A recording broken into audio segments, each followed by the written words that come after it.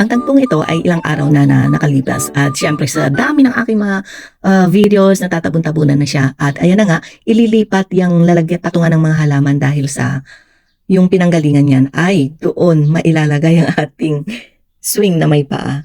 So niloloko-loko ko dyan si Bulog eh. Anak ng tinapa, akala ko malakas ang pressure. Iikot niya ah.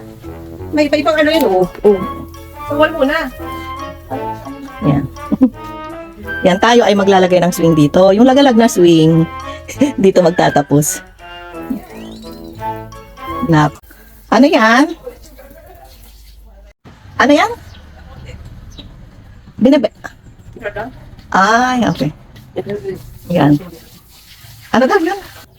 Diyan pwesto yung ating lagalag na swing. Para pag ako ay nainip,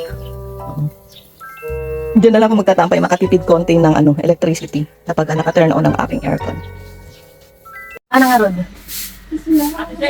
Aking pag-ibig.